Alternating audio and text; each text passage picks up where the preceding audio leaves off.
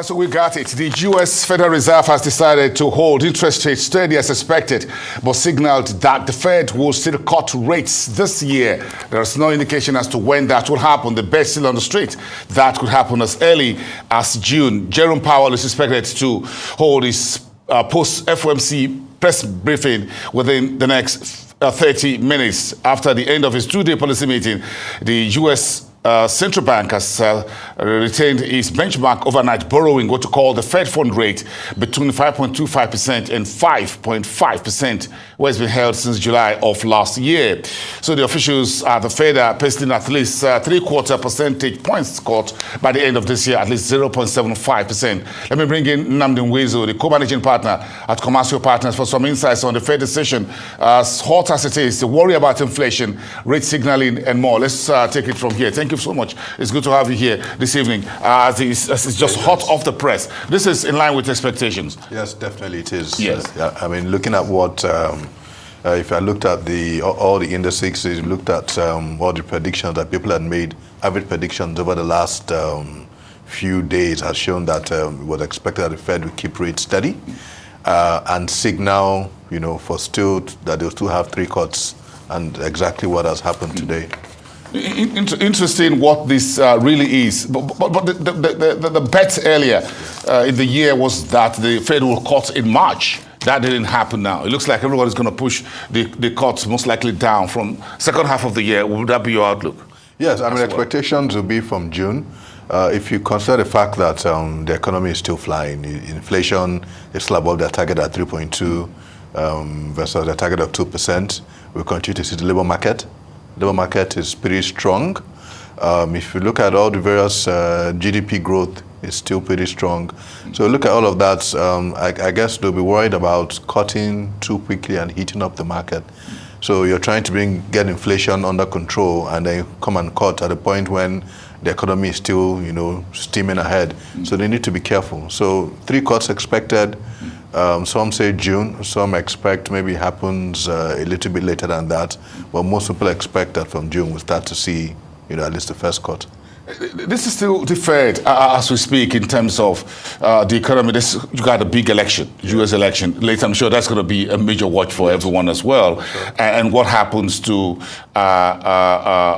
inflation, as you said. Do you think the Bank of England, the ECB, will likely also tread more cautiously now that the world #1 central bank has decided to hold? Yeah, I mean, we saw rates have come down in the UK, so most probably also looks more positive. At the Bank of England will also look to cut rates somewhere down the road. So when the Fed cuts rates, then it helps the other people also do the same, because they're looking at strengthening of the currency, right? Nobody wants to have a weak currency at a point in time when the Fed is pushing up rates. You don't want to be cutting rates. You could have some sort of imbalance in your economy. So the fact that the Fed's going to do it makes it more likely that we're going to see the Bank of England and we're going to see the ECB do the same. And we saw a sharp drop in inflation in the UK, so that definitely points more towards a cut coming very soon from them. The market seemed to like what just happened. I'm just looking at the Dow's up sharply, S&P, Nasdaq's up. I mean, the dot index still points at the 3 cuts. So for everybody, people are positioning. That's just basically what it is. Everybody's just punch the button. Yeah. Interesting. But again, if we're looking at the big picture, I'm sure you took note yesterday when the Bank of Japan decided to end this ultra-negative regime of interest rate since 2007. So it looks like, in a manner of speaking, interest rates moving. So if you look at that in Japan, at the Far East, you're looking at the Far West with the U.S. What's your reading of these issues for how do you think Frontier Africa should read the tea leaves of these big boys, central banks' rate decisions? So, I mean, basically different economies in different countries, different continents facing different challenges. Right, so if you look at Nigeria, for instance, you still have spiraling inflation, while in the U.S. inflation is coming down. So for those countries, look at Egypt, for instance, that just recently increased rates despite the fact that they got huge inflows from UAE. Yes. They're also getting money coming in from IMF, about 8 billion, around 35 billion from UAE. Yes. Despite that, they pushed up their rates. TB rates in Egypt about 30%. So different people are facing different things at that point in time. So if you're saying, if for instance, the US Fed wants to drop rates, is expected to drop rates, then ideally the Bank of Japan should not be increasing rates, but they're also facing their own challenges. So, and they're trying to also tighten the market. They're reducing their own version of QE and trying to reduce purchase of bonds and all of that. So they're also, everybody has their own challenges that they're facing. And based on those challenges, you're going to more or less craft your monetary policy all around that. The good side, though, is that when those rates start to come down, then you start to see U.S. funds, who naturally are the biggest funds in the world, start to look for value and start to look for where they can go out to go and get value. So, outside the shores. Yeah, so they start to look at, the likes of Sub-Saharan Africa and co. And then that would help the Eurobond market. We've seen it distressed over the last 1-2 years, Sub-Saharan Africa Eurobond market, but this will help people or help the countries be able to issue again, refinance their debt, and hopefully put themselves in like a better condition. Okay, we're going to get to the Eurobond a bit later, but what's your reading of the recent recovery of Naira's at the FX market? How should investors what should that mean for investors who are looking to pitch into Nigeria's assets, financial assets, that is? Well, I mean, first of all, it's great that we're seeing some appreciation, because we saw a deep depreciation. We're talking about 50-60% on the power market. It got to about 1,009, official market about 1,650 or thereabout. We saw that today it's come down to about 1,004. Yeah. Central Bank has taken quite a lot of steps. The last one was the introduction of the SIM retail Smith's window.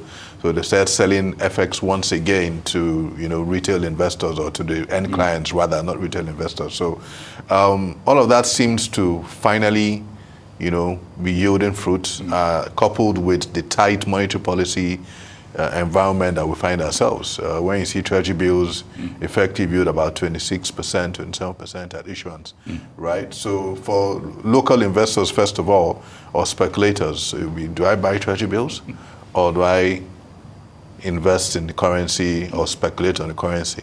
So those kind of returns takes people away from that. Now, if you look at it from the perspective of, say, manufacturing sector and co, or Nigeria as a whole, it's fantastic, because inflation that we've had over the last, I'll say maybe last 8 months or so, has been driven sharply by the US currency. Yeah. So basically you go anywhere to buy things. Even the woman on the streets, the bread seller on the streets, so oh God, dollar don't go up. Everybody's increasing rates, increasing their prices based on the fact that you've seen, a depreciation of the naira. So with this happening, conditions improve. Yeah. That means we should see inflation, see them start to rein in inflation. We should see prices moderate, and see increase in prices start to moderate. Better for the manufacturing sector, the real sector, who all need to buy dollars for imports, to import one item or the other. So we start to see them start to get better results. And if you look at the likes of some of these FMCGs that came up with horrible results, right, where they made huge losses on the currency, some of them haven't crystallized. So if the currency appreciates, then for them, their results also get better and the performance improves.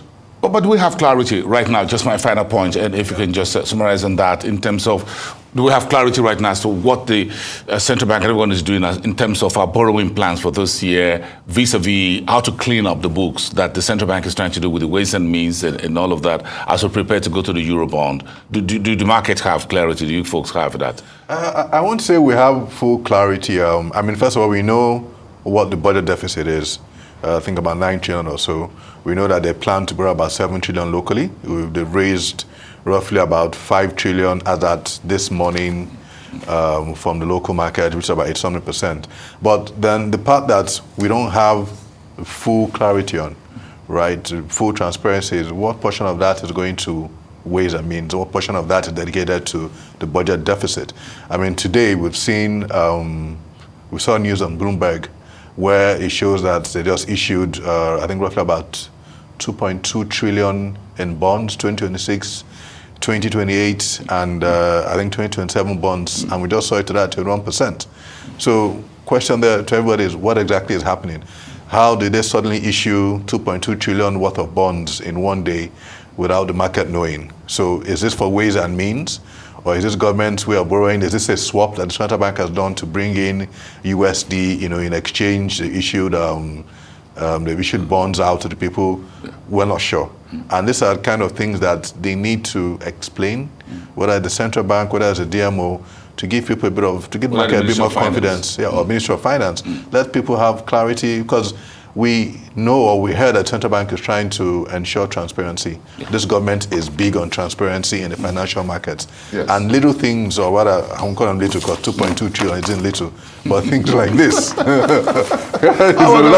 a lot of money. I know. It's a lot of money.